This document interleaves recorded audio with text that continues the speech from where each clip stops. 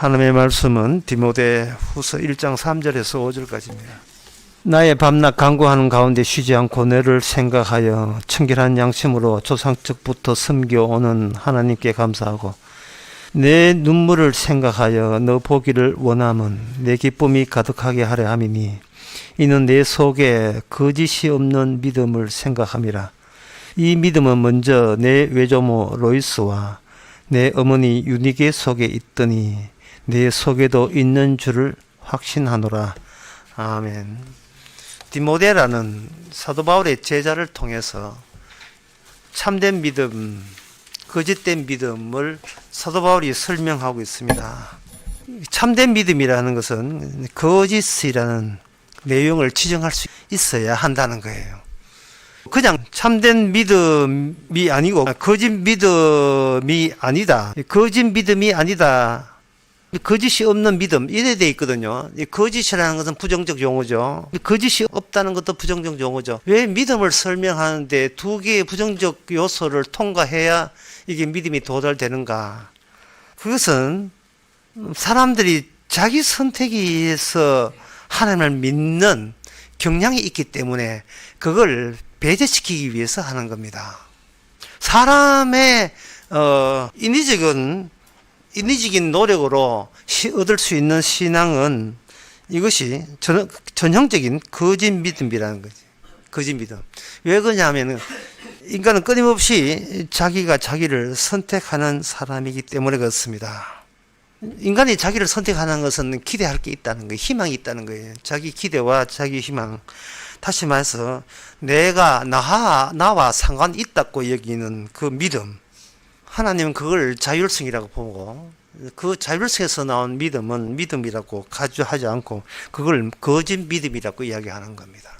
사도 바울이 왜 이렇게 거짓 없는 믿음을 접근하는 데 있어서 두 개의 부정어를 사용해서 믿음에 접근하는 이유가 뭐냐? 사도 바울이 전에 사울이었을 때 자기가 예수 그리스도의 부활을 만나기 전에는 자기가 믿는다고 자부했기 때문에 그렇습니다. 그는 인간 속에서 끊임없이 하나님께 나아가고자 하는 그 어떤 열중과 열심이 있다는 것을 본인이 너무나 잘 알고 있습니다. 근데 사도 바울이 경험한 것은 인간이 열중하는 그것이 인간을 서서히 무너지고 망가뜨린다는 사실이에요. 내가 나를 위하여 열심히 일하는 만큼 그만큼 우리는 무너지고 있는 겁니다. 왜냐하면 인간은 그렇게 되면 자기가 자기한테 철저히 종속되기 때문에 그래요. 자기 말만 듣고 다른 외부의 타인의 말을 철저히 듣지 않는 것. 그것은 왜 그런 현상이 일어나는가? 무섭기 때문에. 알 수 없는 무서움에 둘러싸여 있다는 걸 느끼고 거기서 자기를 견뎌내기 위해서 자기의 자율성을 발휘할 수밖에 없습니다. 인간이 끊임없이 선택하고 자율성을 발휘한다는 것은 그만큼 주변이 무섭다는 거예요. 공포스럽다는 겁니다. 해결책은 없지요. 나는 건져야 되겠어요. 나는 지켜야 되겠고. 그러니까 뭐라도 찌푸하게라도 믿어야 되잖아요. 그 믿는데 절대자를 믿어야 되죠. 신을 믿어야 되는 거죠. 하나님을 믿어야 되는 거죠. 그게 바로 거짓 믿음이에요. 인간은 자기 자신을 처음으로 여기고 자기 자신을 최종적인 것으로 여기기 때문에 끊임없이 나를 선택하고 나를 지켜내기 위해서 어떤 성스러운 삶, 고상한 삶을 추진할 수밖에 없습니다.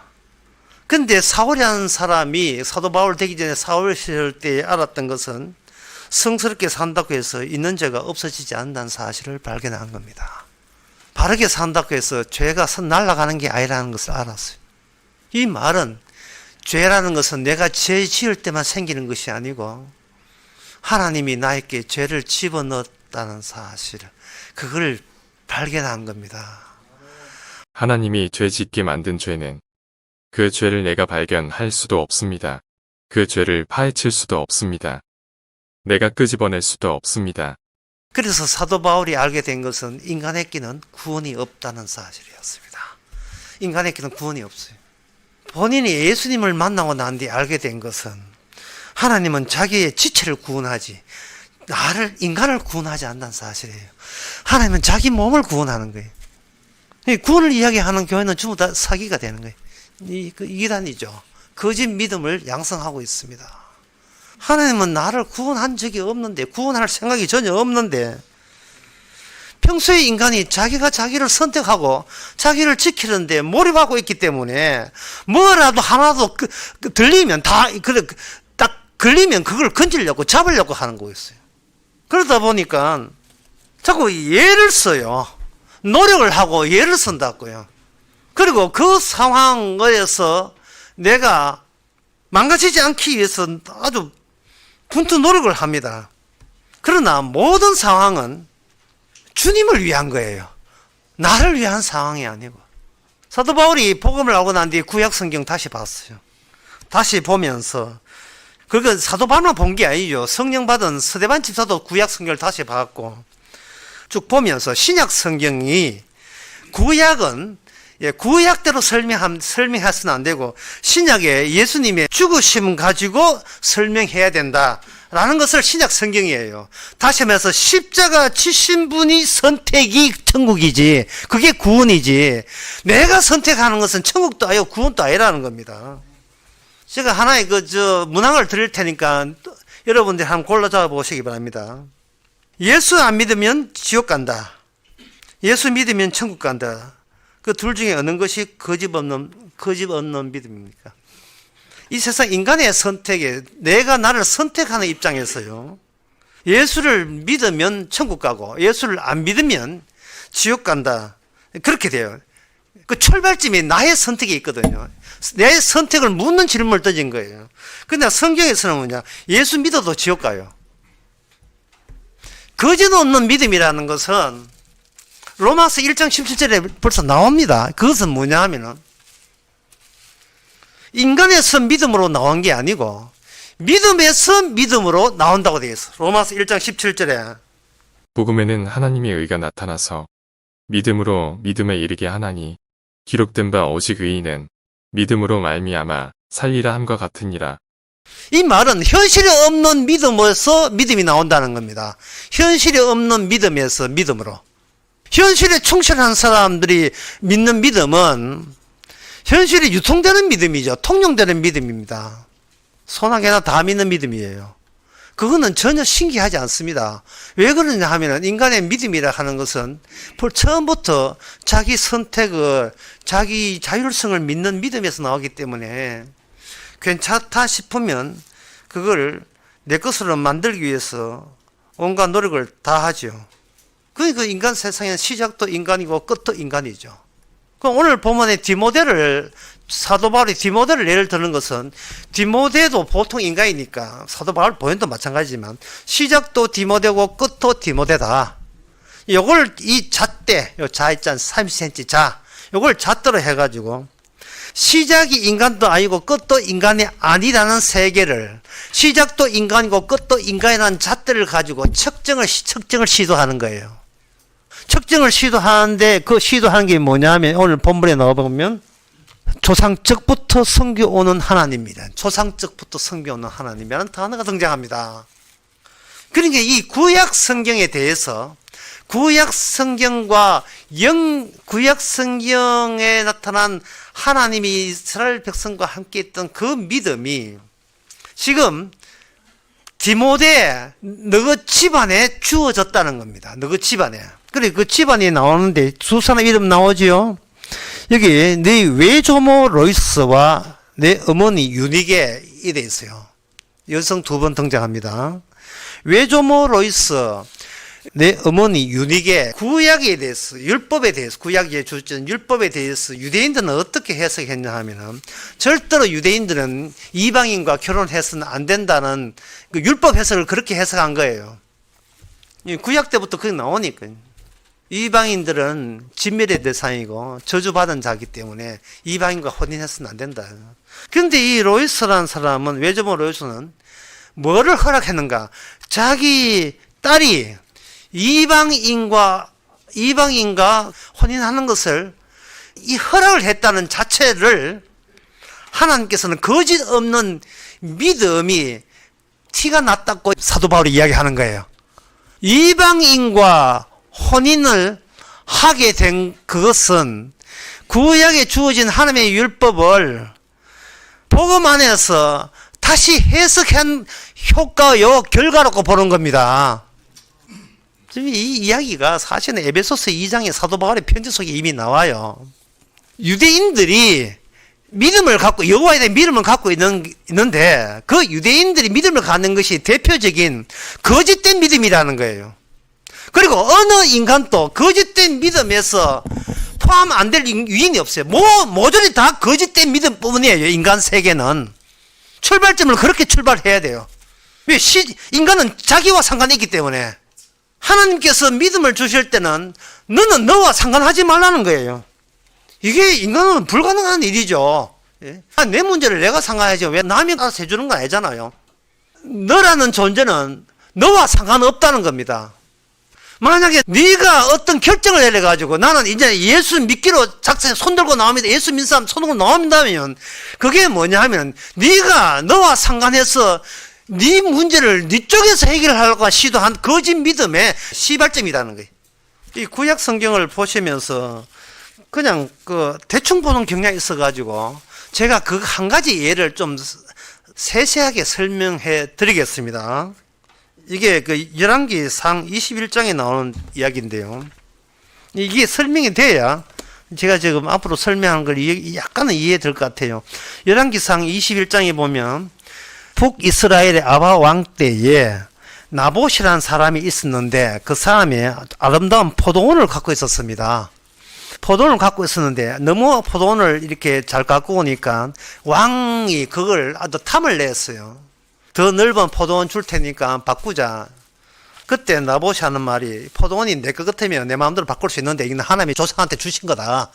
하나님이 조상들에게 주신 밭이기 때문에 후손인 내가 함부로 바꿀 수 없습니다. 왕이 미안합니다 하고 이야기 거기서 끝납시다. 이래 될 거예요.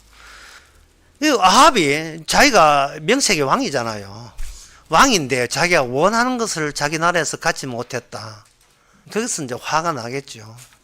화가 나니까 남편이 화가 나 있으니까 못된 아내 이세벨이 자기 남편이 화가 나 있으니까 물었어요. 왜 화가 냈는가? 저 포도원 주인이 내한테 포도원 안 판대 나 어쩌면 좋아야 이래 된 거예요. 그러니까 그 부인이 하는 말이 당신이 뭐야 왕이잖아. 예? 당신이 왕이잖아. 당신이 몸 가눈다는 게 이게 말이 돼요. 몸 가지면 대포로 쏘아보면 되지. 그걸 왜 간단한 문제 해결을 왜 그걸 못하느냐.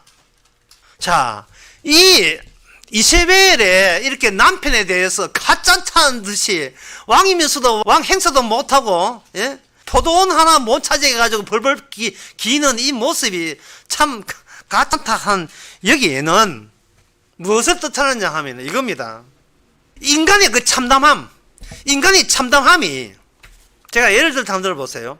내가 하나님과 끊어지는 게 참담합니까? 아니면 내가 내한테 끊어진 게 참담한 거예요? 이거는 평소에 우리가 늘 우리 자신에게 물어봐야 돼요. 내게 몽땅 다 뜰거져 다 날아간 게 참담한 상황이에요? 아니면 하나님과 끊어진 게 참담한 상황입니까? 답변 나오기 전에 빨리 질문 답변. 제가 지금 이론에 대한 정답을 묻는 게 아니고 평소에 어떻게 살아가는 걸 한번 물어보는 거예요. 내가 나한테 끊어진 것을 애타는 게 아니고 내가 하나님께 끊어진 걸 애타고 한다면 그거는 신기한 일이에요. 지금 사도 바울은 신기한 것을 지금 지키고자 하는 거예요. 이 세상에서 사도 바울이 지킬 수 있는 것은 신기함이에요. 인간에게 나올 수 없는 신기함. 그게 지금 디모데 너한테 있다는 거예요. 그래서 신기하다는 거예요. 어째 그런 게 다 있느냐 이 말 그런 게. 예? 보통 대부분의 사람들은 자기 지키기 위해서 사는데 네가 왜 너를 안 지키는 신기한 게 왜 거기서 네가 그게 나오지? 사도 바울이 하나님 자기 자신을 천국 보내기 위해서 얼마나 여호와를 섬겼습니까? 그 사울이 예수님 만나고 난 뒤에 완전히 사람이 달라졌어요. 어떻게 달라진가? 그것은 벌써 인간은 어떤 노력과 어떤 애씀도 소용없다는 사실을 미리 캐치한 거예요. 이게 뭐냐? 진리를 알은 거예요. 내가 진리가 아니라는 사실을 알아버린 거예요. 내가 진리 바깥에 있다는 사실을 알아버린 겁니다. 안에 들어와서 이야기합시다. 예수 밖에서 이야기하지 말고 예수 안으로 들어와서 이야기합시다. 그 말은 예수 밖에서는 누구하고 이야기하느냐? 사람은 남하고 이야기하는 게 아니에요. 끊임없이 자기하고 이야기한 그 이야기 내용을 정리해서 바깥 사람들에게 보여주기 위한 이야기를 하게 돼 있어요. 인간은 자기 안에서 빠져나올 수가 없습니다. 그래서 전혀 이 세상의 모든 상황은 신기하지 않아요. 자기가 자기 지키는 거 신기하지 않습니다. 시작도 나고 끝도 나고 맨날 나와 상관하는 거 전혀 신기하지 않습니다. 여러분들이 정말 신기한 존재인지 아닌지 제가 또 항목을 말씀드릴게요. 집에 빚이 늘어나는 게 무섭습니까? 집에 귀신이 들어오는 게 무섭습니까? 이 정답은 알고 있어요. 하나님이 끊어진 게 참담하지. 내가 나한테 끊어진 참담하지 않지. 정답만 알고 있는데 실생활은 그렇지 않고.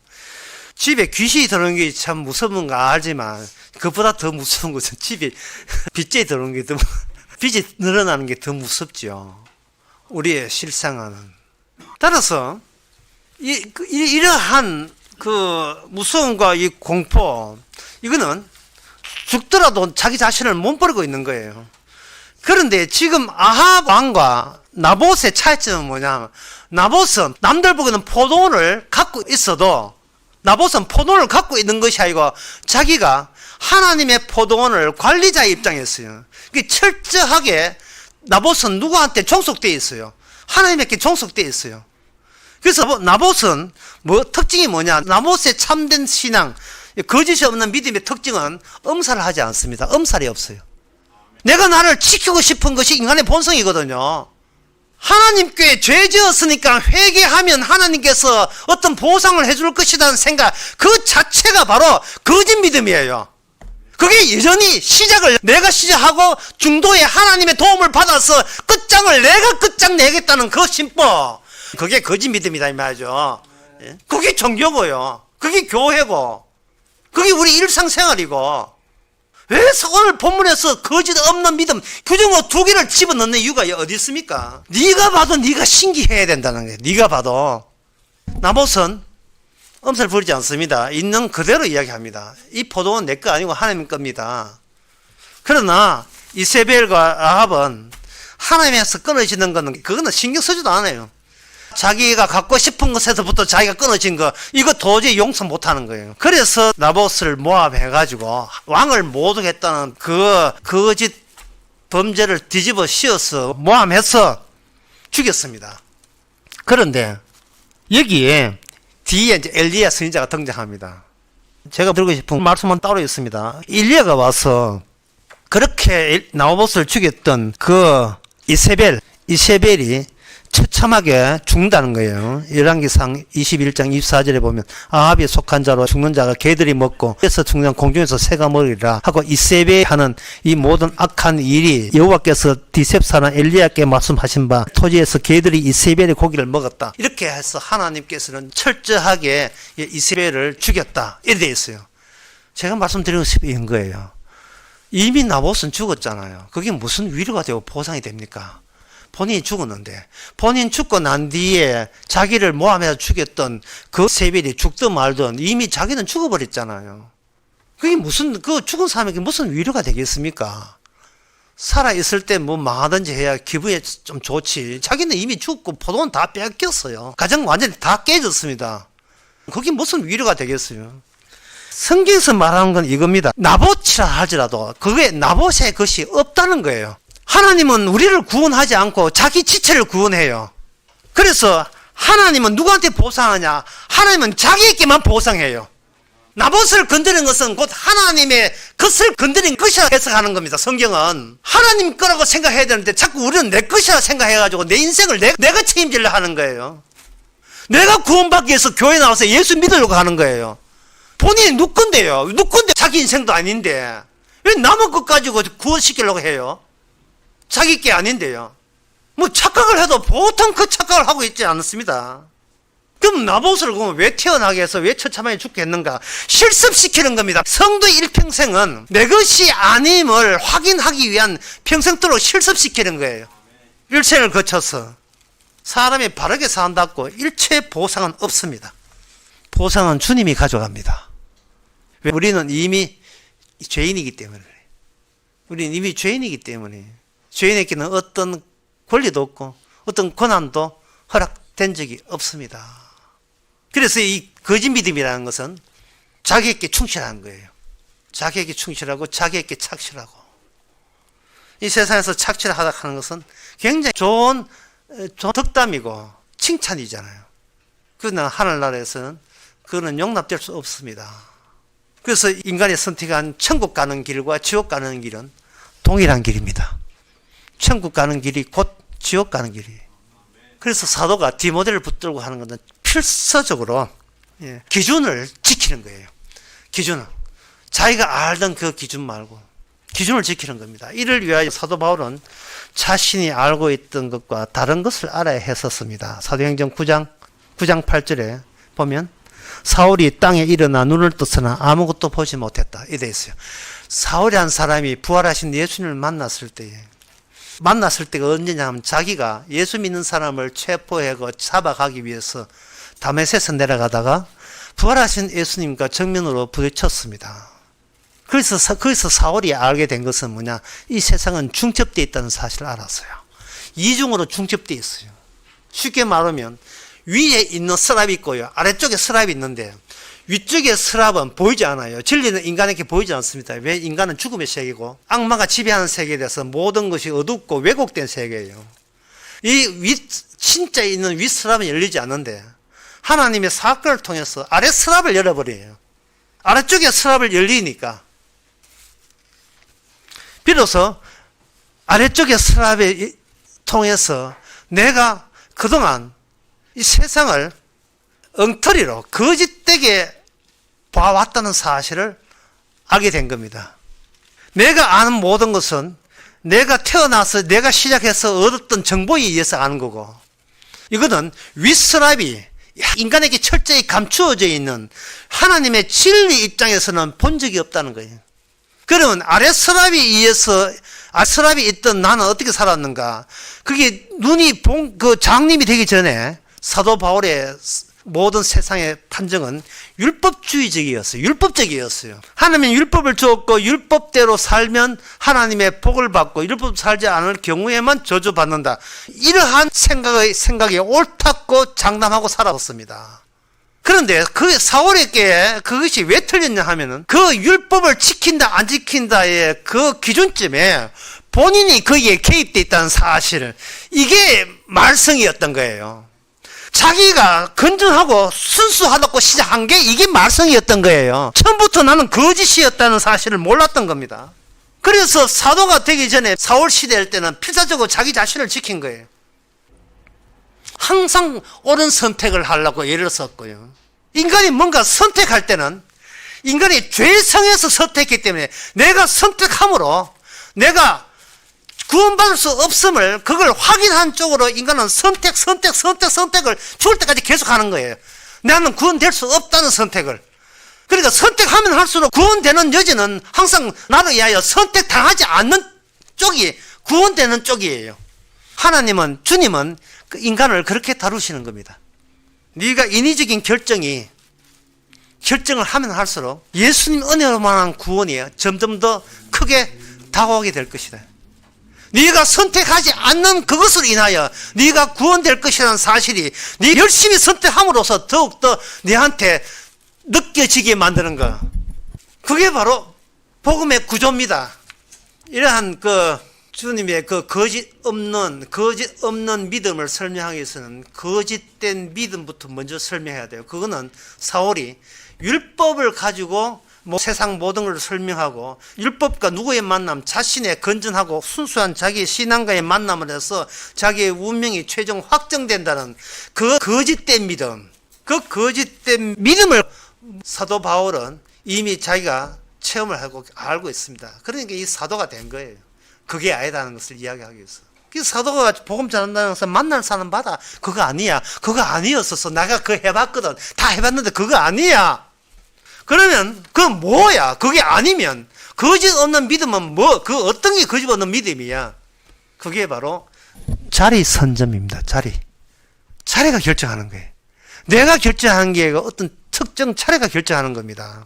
이게 같은 성령 받은 스데반 집사가 사도행전 7장 35절에서 나오는 이야기입니다. 그들의 말이 누가 너를 관리와 재판장으로 세웠느냐 하며 거절하던 그 모세를 하나님은 가시나무 떨기 가운데서 보이던 천사의 손으로 관리와 속량하는 자로서 보내셨으니 이 사람이 백성을 인도하여 나오게 하고 애굽과 홍해와 광야에서 40년간 기사와 표적을 행하였느니라.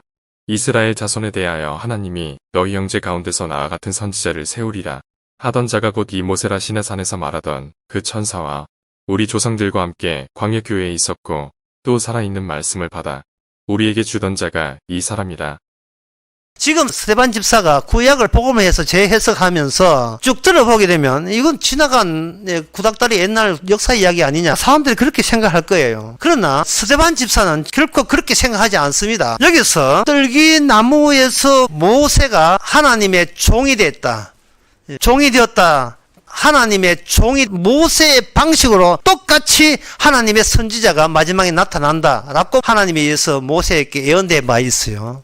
민수기 17장에도 보면 나오는데, 떨기나무가 하는 게 뭐냐 하면은 여기 이중적이에요. 그 떨기나무에 있던 자리에 모세가 거기에 끌려 들어간 겁니다. 빨려 들어간 거예요.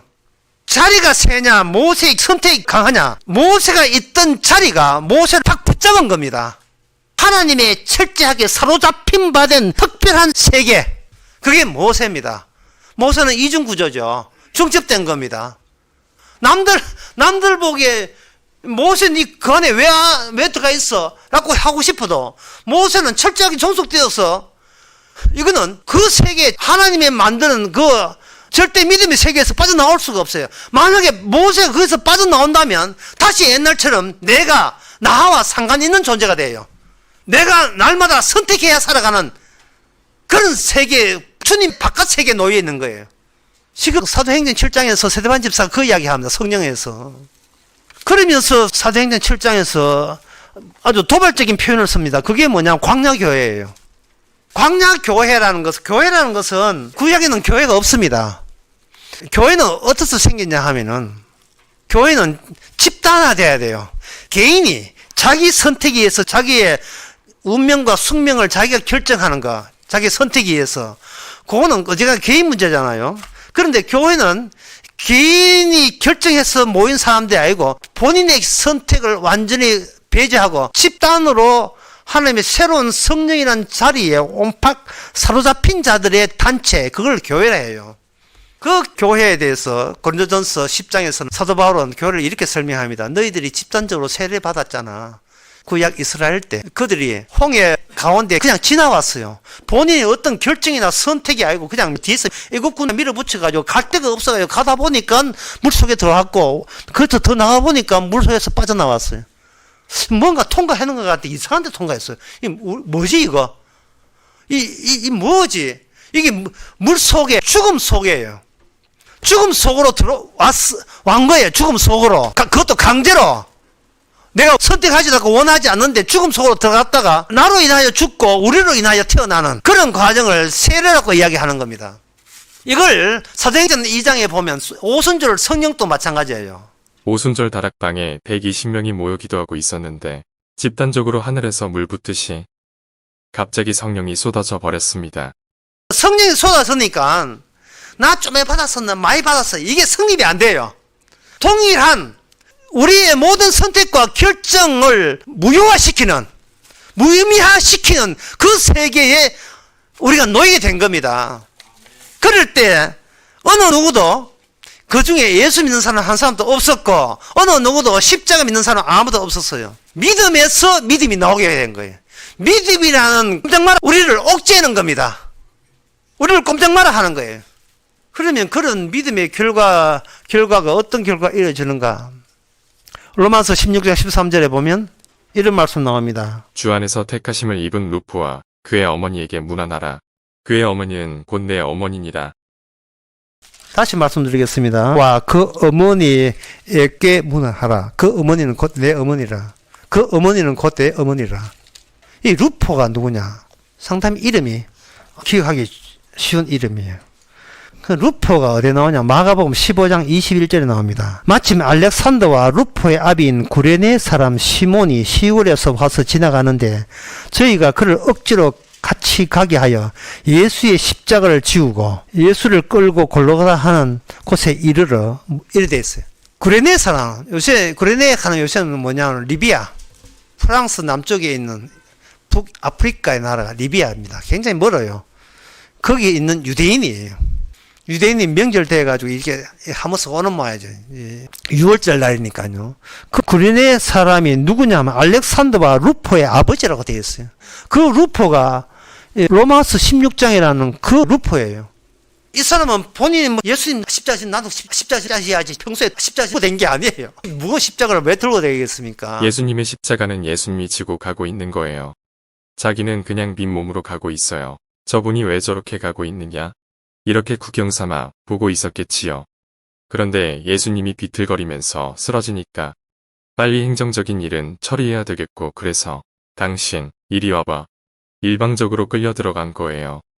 자기가 지고 싶지 않는 십자가를 억지로 지고 예수님은 맥이 빠져가지고 이렇게 가고 있고 십자가 네가 저렇게 해가지고 십자가 지가 지고 십자가 자기 십자가가 아닌데도 예수님이 십자가를 지고 동행하는 그런 삶이 되고 만 거예요. 그게 루포의 아버지 구레네 사람 시몬이. 그러니까 절대로 이 십자가 지는 것을 결정하지 않습니다.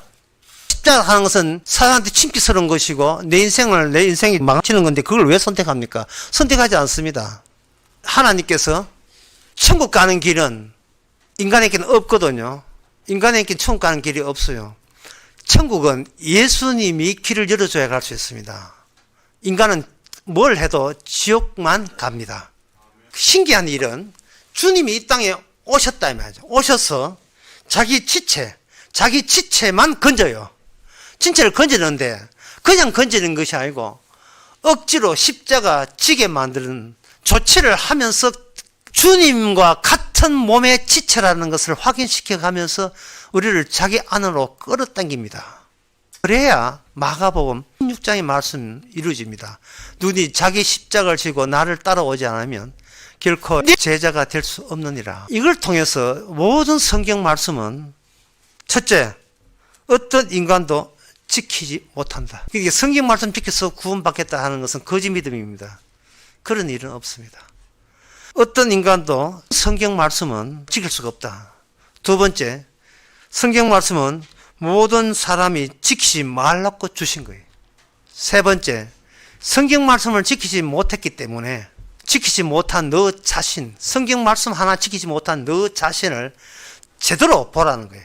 이 말은 성경 말씀도 하나 못 지키면서 구원을 넘보지 말라는 겁니다. 천국을 갈 생각하지 말라는 거예요. 그리고 네 번째 마지막에 네가 갖고 있는 목숨은 갖다 버릴 용도지 네가 간직할 용도가 아니라는 겁니다. 우리가 갖고 있는 이 목숨과 생명은 어디다 버리느냐가 중요해요. 버리기 위해서 주신 거예요. 이거는 우리 자아와 더불어서 자아를 묶어서 이 지옥에다가 버리고 오라고 우리에게 목숨을 준 겁니다. 생명을 준 겁니다. 그런데 거짓 믿음을 주장한 사람은 이렇게 이야기해요. 이런 주장을 합니다. 정신 차려보니까 너무 멀리 와 있다. 이게 아주 전형적인 거짓 믿음이에요. 왜냐하면 아직도 자기 기준점으로서의 자기를 포기 못하고 있기 때문에 그렇습니다. 안의 존엄성은 귀한 겁니다. 그 이야기 하는 거예요. 그게 바로 거짓 믿음이에요. 참 큰일 날 뻔했다. 큰일 났어야 돼요. 큰일 나야 되는 겁니다. 예? 왜냐하면 사건이 없으면 신앙도 없기 때문에 그래요. 내가 내 추스리면 안 됩니다. 갈 때 가야어야 됐어요. 다시 살아 돌아오면 안 돼요. 도저히 돌아온 자리가 무슨 자리입니까? 옛날 그 자리잖아요. 옛날 그 자리에. 이건 전혀 신기하지 않습니다. 이건 납득이 되는 거예요. 납득이 되는 거. 이해되는 거예요. 그건 다시 공포 속으로 들어오는 겁니다. 묻고 살아야 되는데 맨날 살아야 되겠는데 맨날 살아야 되겠대. 맨날 인간의 존엄성이 어떻고. 아까도 얘기했지만 하나님 우리 죄를 많이 지어가 지진이 났다고요. 죄인인 줄 알면 보낼 때 빨리 죽어야지. 보낼 때 왜 죽게 하지 않았습니까? 일이 나와야지요. 예? 보내줄 때 가야지. 보내줄 때 가야지. 뭐 큰일 날 뻔했어. 큰일 나기는 뭘 큰일 나. 끊임없이 자기 선택에 하자가 없기를 바라고 자기가 옳은 결정을 했다는 것을 스스로 자기 의로움으로 챙기려는 거. 이게 공포를 아주 자처하는 짓이에요. 그 무서움을 자처하는 짓이라고요. 그게 얼마나 인위적입니까? 예수님이 십자가 달리실 때에 먼저 가야바의 집에 먼저 들렸어요. 지금도 그 예루살렘에 가면 가야바의 집에 가야자 집에 갔다가 그 다음에 어디로 가느냐 하면은 본디오 빌라도의 재판장으로 이렇게 그 코스가 있어요. 그 코스를 이렇게 가보면 가야바의 집, 가야바라 하는 그 당시 대제사장입니다. 종교의 제일 우두머리예요. 정신적인 지주 역할을 하는 거예요. 뭐냐 하면은 정신적인 지주라는 말은 뭔 뜻이냐 하면은 네가 눈에 보이는 게 다가 아니라 눈에 보이지 않는 하나님의 세계에 대해서 그 정보에 대해서 독점하고 있는 자가 가야바예요. 네가 지금은 인생이 어떠하지만 중요한 것은 이 네가 아니라 하나님의 결정이 더 중요한 거야.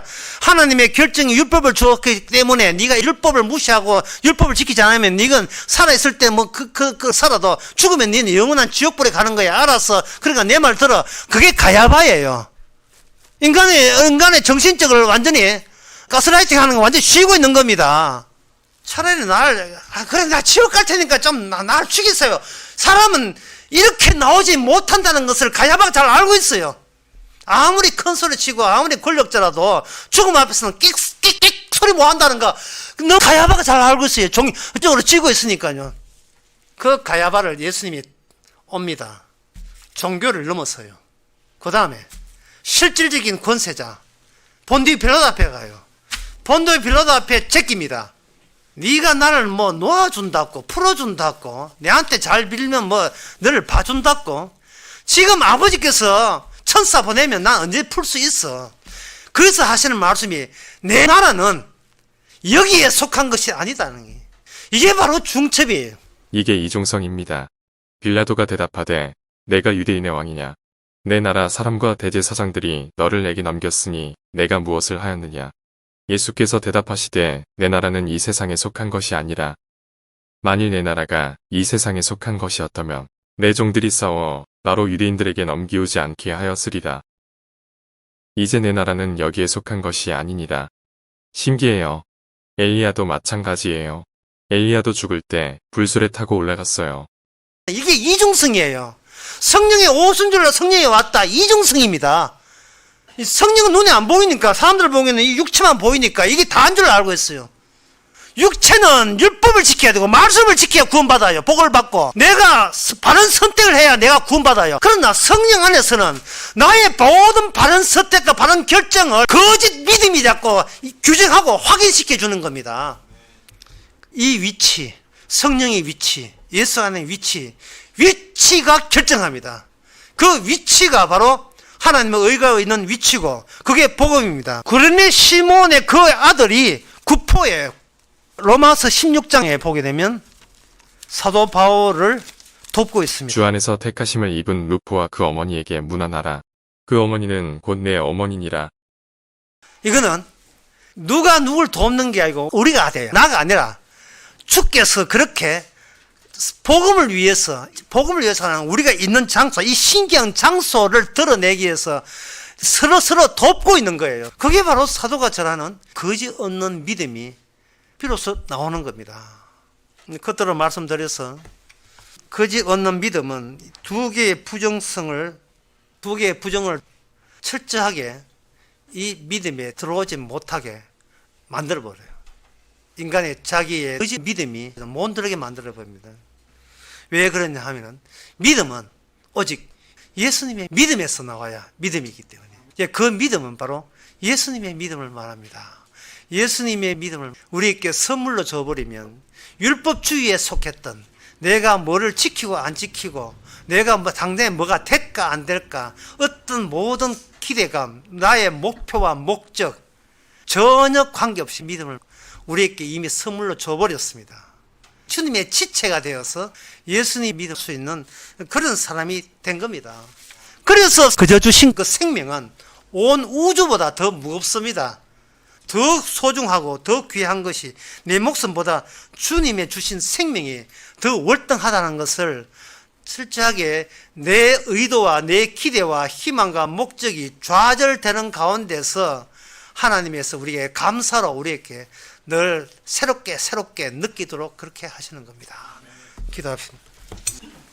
아버지, 저희들이 하는 모든 것이 그저 주신 것을 실습하기 위해서 우리가 어떤 식으로 이 땅에서 꺼져줘야 되고 망해야 되고 실패해야 되는가를 즐겁게 그 일을 하게 하신 것을 감사합니다. 목숨을 지탱하려고 하지 말고 버리면 되는지를, 버리는 즐거움을 저희들에게 허락해 주옵소서. 예수님의 이름으로 기도합니다.